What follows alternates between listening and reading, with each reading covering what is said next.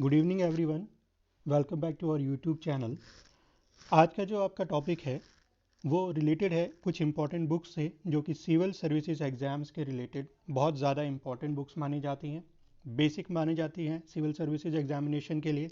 चाहे आप UPSC level के लिए पढ़ रहे हो या फिर आप जेकेपीएससी या स्टेट पीसीएस के लिए पढ़ रहे हो। ठीक है, सो इसको स्टार्ट करने से पहले मैं आपको एक चीज़ क्लियर कर दूँ कि जो भी बुक्स आप लोग पढ़ते हैं उन बुक्स में आपकी जो बेसिक्स बुक्स आती हैं उन्हें आपने पहले रीड करना होता है। आफ्टर दैट आप लोग जो है स्टैंडर्ड बुक्स को पढ़ सकते हो। डायरेक्ट स्टैंडर्ड बुक्स को पढ़ने से आपके बेसिक्स जो हैं वो पीछे रह जाएंगे और बहुत बड़ा इम्पैक्ट इसका जो है आपके प्रीलिम्स एग्जाम्स पे पड़ सकता है। सो अगर हम आज बात करेंगे, आज हम लोग जो हैं यूपीएससी और जेकेपीएससी के रिलेटेड बात करेंगे कि यहाँ पर आपको कौन सी बुक्स जो है वो कंसल्ट करनी है। ओके, तो फर्स्ट ऑफ ऑल मैं आपको बता दूं कि जो हमारा यूपीएससी का सिलेबस है उसे अडॉप्ट कर लिया गया है जेकेपीएससी में। ये सब आप लोग जानते ही होंगे जो भी हमारे एस्पायरेंट्स होंगे। सो उसके रिगार्डिंग ही कुछ बुक्स हैं जिन्हें हमने फॉलो करना है ताकि हमारा जो प्रीलिम्स है वो आसानी से क्लियर हो जाए और साथ में हम लोग मेंस की भी तैयारी जो है अच्छे से कर लें। ओके, सो आज प्री प्लस मेंस आपका जो है उसके रिगार्डिंग जितनी भी इंपॉर्टेंट बुक्स होंगी उसके बारे में हम लोग आज डिस्कशन करने वाले हैं। ओके, सो कंटिन्यू करते हैं हम आगे कि जो कंप्लीट बुक लिस्ट होगी उसे मैं आपको वन बाय वन बता दूंगा कि आपने कौन से सब्जेक्ट से किस बुक को पढ़ना है। और उसके बाद जो है आप लोगों को फाइनली मैं ये भी बता दूंगा कि इन बुक्स को पढ़ने के बाद आपको एक इम्पॉर्टेंट चीज़ साथ में और करनी है जो कि है आंसर राइटिंग की। ऑलराइट, पेपर सॉल्व करना और आंसर राइट करना ये दो जो है इंपॉर्टेंट रहते हैं जब भी आप कोई सिविल सर्विसेज एग्जामिनेशन की प्रेपरेशन करते हैं। सो ध्यान से अब आप बुक्स के नाम देखते जाइए और अगर आपको लगे कि आपको इन्हें राइट डाउन करना है तो आप वो भी कर सकते हैं। ऑलराइट, तो हम स्टार्ट करते हैं। पहले से रब कर लेते हैं।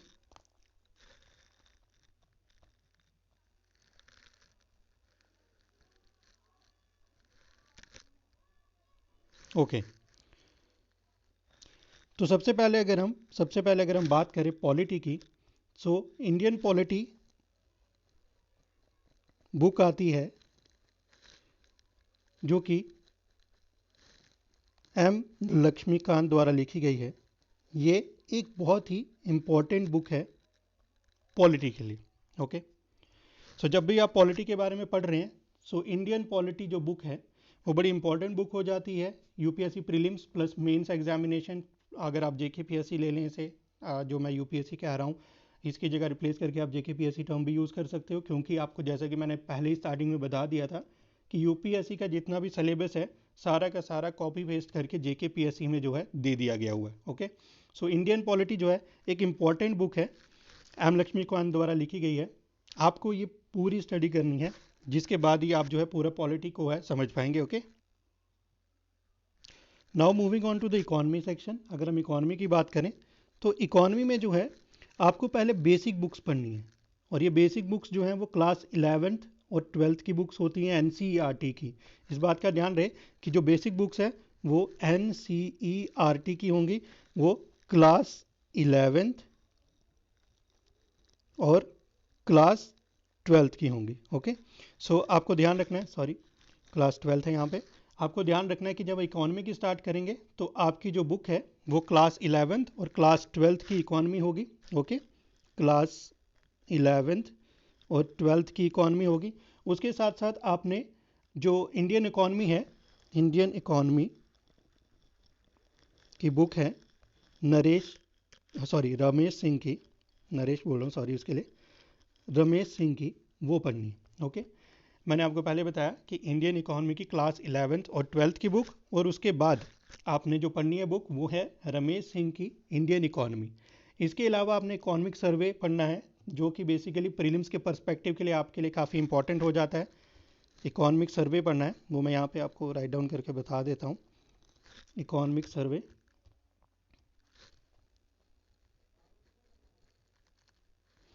मेरा स्टाइलिस आज कुछ अच्छे से काम नहीं कर रहा उसके लिए सॉरी, बट मेरे वर्डिंग्स को आप जो अच्छे ध्यान से सुन लेंगे तो आपको याद रह जाएगा, आप लिख सकते हो। इकोनॉमिक सर्वे पढ़ना है लेकिन आपने इसमें कुछ सेलेक्टिव रीडिंग करनी है। ऐसा नहीं है कि आपने ये सारा का सारा पढ़ना है, आपको इसमें कुछ सेलेक्टिव रीडिंग करनी है। सॉरी मेरा स्टाइलिस रुक गया उसकी वजह से। सेलेक्टिव रीडिंग जो है आपको ये ध्यान में रखना है कि आपने कुछ ही पॉइंट्स को पढ़ना है, जैसे कि करंट में अगर इसके रिगार्डिंग कुछ चल रहा है, इसके इम्पैक्ट क्या है इकॉनमी पे, ये सब पढ़ना है। ओके, उसके बाद आपके पास तो इंटरनेट है ही, जिससे कि आप ये सारा का सारा चीज़ों को जो है रीड आउट कर सकते हो। ओके, ध्यान में रखना है इकोनॉमिक सर्वे, ठीक है, कुछ सेलेक्टिव रीडिंग्स, उसके अलावा माइक्रो और मैक्रो इकोनॉमी, उसके अलावा इंडियन इकोनॉमी की बुक जो है वो रमेश सिंह द्वारा लिखी गई है, वो पढ़नी है। अगर अब वो मूव ऑन करें एंशिएंट इंडिया पे, एंशिएंट इंडिया पे जो कि इंडियन हिस्ट्री का एक पार्ट है, उसके लिए सबसे इंपॉर्टेंट बुक जो आती है वो आती है आर एस शर्मा की। ओके, आर एस शर्मा की एनसीईआरटी की बुक आती है, वो भी आपने पूरी कवर करनी है। ठीक है, आर एस शर्मा की एनसीईआरटी, इसमें पूरा प्री हिस्ट्री से लेके जो आपका 7th सेंचुरी एडी तक का सिलेबस है वो पूरा का पूरा आर एस शर्मा के अंडर कवर हो जाता है। नेक्स्ट अगर हम बात करें मिडीवल हिस्ट्री की, मिडीवल हिस्ट्री की,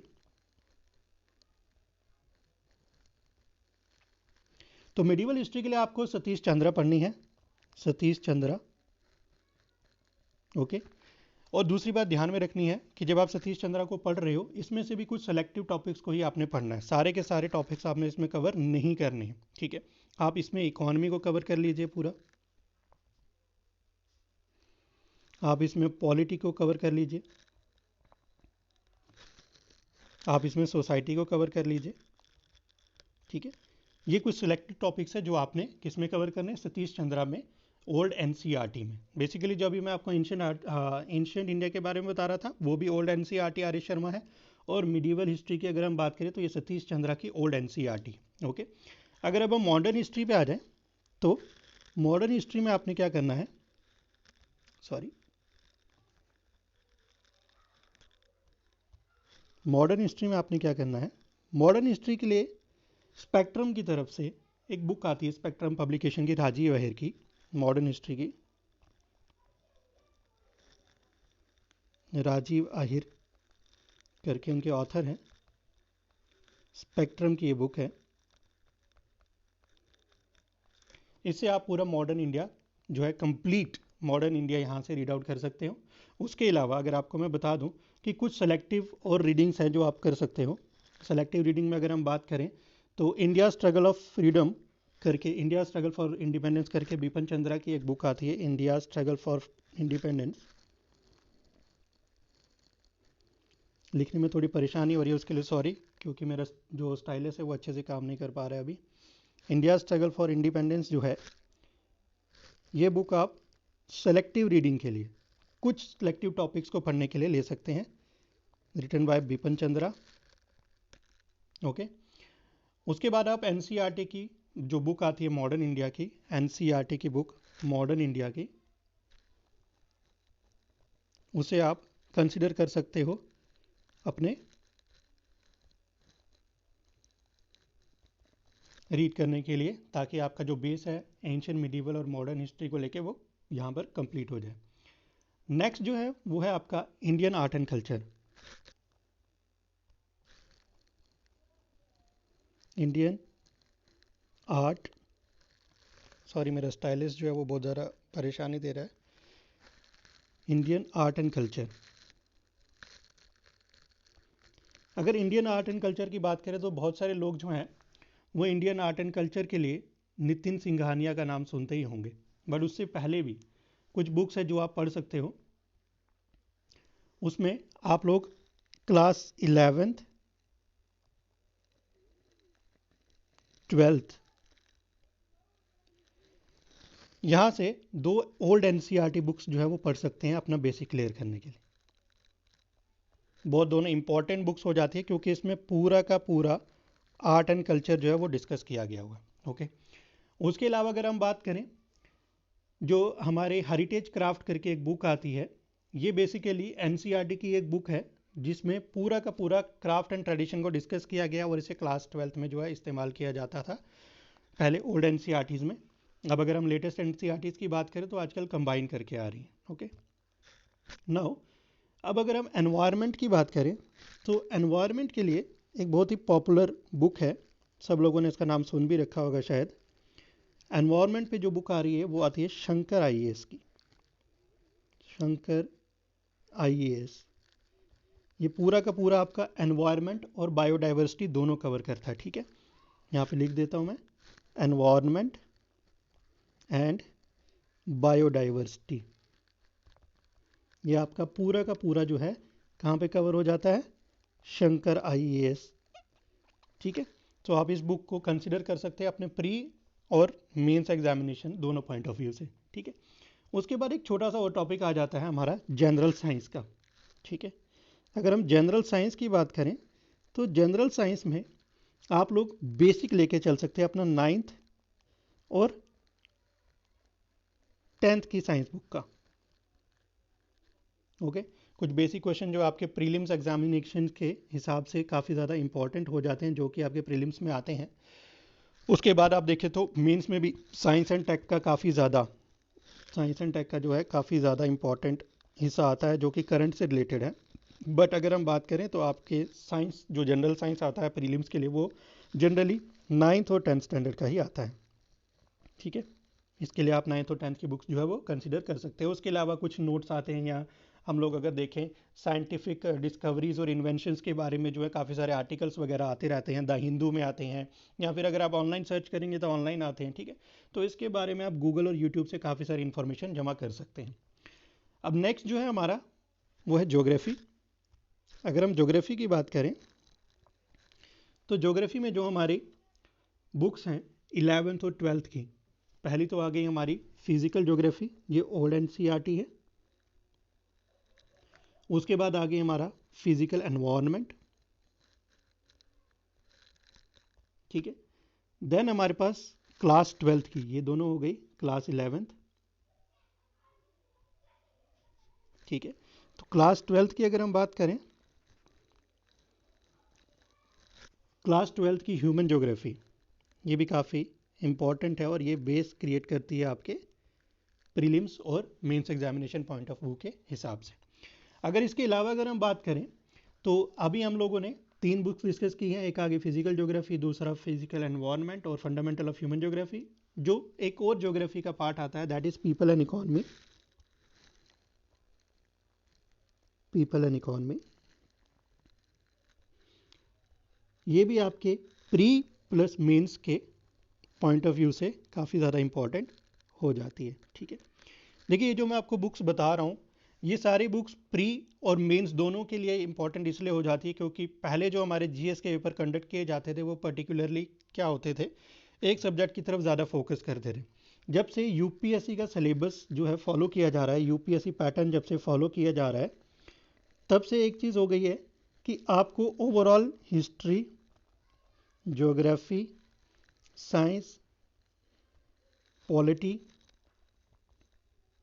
ये सबको कवर करना होता है GS पेपर के लिए, ठीक है। GS पेपर्स की अगर हम बात करें तो वो किस में कवर होते हैं हमारे, हिस्ट्री, ज्योग्राफी, पॉलिटिकल साइंस, और उसके अलावा हमारा जो अभी मैंने आपसे कहा कि जनरल साइंस, एनवायरनमेंट, बायोडाइवर्सिटी, ये सब आ जाते हैं। इनफैक्ट गवर्नमेंट स्कीम्स भी जो हैं, गवर्नमेंट स्कीम्स जो हैं वो भी इसमें डिस्कस की जाती है, जिसके बारे में मैं आपको आगे बताऊंगा। अभी हम दोबारा से कंटिन्यू करते हैं अपना ज्योग्राफी का पॉइंट। तो अभी वापस आते हैं ज्योग्राफी पे। तो ज्योग्राफी पे जो है फिजिकल एंड ह्यूमन ज्योग्राफी करके एक बुक आती है, फिजिकल एंड ह्यूमन ज्योग्राफी करके एक बुक आती है GC लियोंग की, जो काफ़ी इंपॉर्टेंट हो जाती है प्रीलिम्स और मेंस के एग्ज़ाम पॉइंट ऑफ व्यू से लेके प्री प्लस मेंस की अगर हम बात करें, क्योंकि बहुत सारे जो स्टूडेंट्स होंगे वो मेंस में जो है ज्योग्राफी को अपना ऑप्शनल जो है ऑप्ट कर लेते हैं, ठीक है। जिसके बाद ये इंपॉर्टेंट हो जाती है, और प्रीलिम्स पॉइंट ऑफ व्यू से बात की जाए तो तभी भी इंपॉर्टेंट हो जाती है। अगर हम बात करें इसके नेक्स्ट टॉपिक्स की, तो अगर आपको करंट अफेयर से रिलेटेड कोई टॉपिक्स चाहिए करंट अफेयर में, ठीक है, गवर्नमेंट स्कीम्स की बात करें तो current affair plus government schemes और बाकी के जो मिसलिनियस हैं वो सारे के सारे आपको न्यूज़पेपर से मिल जाते हैं, ठीक है। न्यूज़पेपर्स जो हैं उनसे मिल जाएंगे। अब हम न्यूज़पेपर्स को डिस्कस करेंगे कौन कौन सा न्यूज़पेपर आ जाएगा। तो न्यूज़पेपर में सबसे इंपॉर्टेंट जो इस टाइम पे न्यूज़पेपर जो हम लोगों को सिविल सर्विसेज एग्जामिनेशन के लिए पढ़ना पड़ता है दैट इज़ द हिंदू, ठीक है। द हिंदू के अलावा अगर आपने और भी कहीं से इंफॉर्मेशन गैदर करना है तो PIB करके एक ऐप आता है गवर्नमेंट का, वहाँ से कर सकते हैं, गैजेट से कर सकते हैं, गैजेट ऑफ इंडिया से, ठीक है। और उसके अलावा आप यूट्यूब पे कुछ करंट इवेंट्स को देख भी सकते हैं थ्रू प्रॉपर चैनल्स। ऐसा नहीं कि आप कोई भी उठा के देख ले, कोई भी व्हाट्सएप यूनिवर्सिटी टाइप का, ऐसा कुछ नहीं। आपको करंट इवेंट लेने हैं और करंट इवेंट्स के कुछ लॉजिक होने चाहिए, कुछ तथ्य होने चाहिए, कुछ फैक्ट्स होने चाहिए, ठीक है। तो उसके लिए आप कुछ रेलिवेंट सोर्स का इस्तेमाल करें। तो रेलिवेंट सोर्सेज में अगर हम बात करें तो सबसे पहले जो रेलिवेंट सोर्स आ जाता है वो मैं द हिंदू की ही बात करूंगा। तो ज़्यादातर स्टूडेंट्स जो अभी नए हैं वो द हिंदू को रीड आउट करना शुरू कर दें, ठीक है। उसके अलावा अगर आपसे मैं बात करूं NCERTs को लेके, तो आपका बेसिक बनाने के लिए जो NCERTs हैं, आपका बेसिक बिल्डअप करने के लिए जो NCERTs हैं, NCERTs जो हैं चाहे वो हिस्ट्री की हों, चाहे पॉलिटी की हों, चाहे ज्योग्राफी की हों, ये बड़ी इंपॉर्टेंट हो जाती हैं।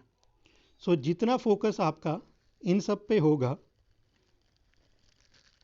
उतना ही ज़्यादा आप एक्सेल कर सकते हैं, क्योंकि आपका जो फोकस ऑन दी सब्जेक्ट्स, क्योंकि आपका जो प्रीलिम्स है वो डिपेंड करता है हिस्ट्री, पॉलिटिकल साइंस और ज्योग्राफी में आपकी कितनी डेप्थ है। सो NCERT की अगर हम बात करें तो आपको जो NCERTs करनी है वो हिस्ट्री के लिए या ज्योग्राफी के लिए या आपको पोल साइंस के लिए 6 से लेके 12th तक की सारी हिस्ट्री में, 6 से लेके 12th तक की सारी पोल साइंस में और ज्योग्राफी में, और 6 से लेके 12th तक की जितनी भी आपके पास पोल साइंस होगी या जिसको हम सिविक्स कहते हैं वो पढ़नी होती है, ताकि आपका जितना भी बेसिक है ना ये सारी की सारी बुक्स में क्लियर हो जाए, ठीक है। उसके बाद जैसा कि मैंने आपको पहले भी बताया कि आपका माइंडसेट बड़ा इंपॉर्टेंट रोल प्ले करता है, कि आपका माइंडसेट कितना ज़्यादा फोकस्ड है आपके एग्ज़ाम के लिए। तो फोकस भी बहुत इंपॉर्टेंट हो जाता है एक इंसान की लाइफ में कि वो एक सिविल सर्विस एग्ज़ाम को क्रैक कर पाए, ठीक है। तो CC को क्रैक करें, और इन केस आपको कोई भी ज़्यादा इन्फॉर्मेशन चाहिए होगी इसके रिलेटेड, सो आप दोबारा से हमारे चैनल पे जो हैं अपना कमेंट पोस्ट कर सकते हैं और अपनी इन्फॉर्मेशन गैदर कर सकते हैं। So thank you very much, this is my first post, hope आप लोगों को अच्छा लगा हो। इन फ्यूचर अगर आपको और भी इसके बारे में जानकारी चाहिए होगी, मेंस से रिलेटेड कैसे हम लोगों ने जो है मेंस क्रैक करना है या आंसर राइटिंग करनी है, उसके रिगार्डिंग भी आप जो है क्वेश्चन कर सकते हैं। Thank you, have a nice day.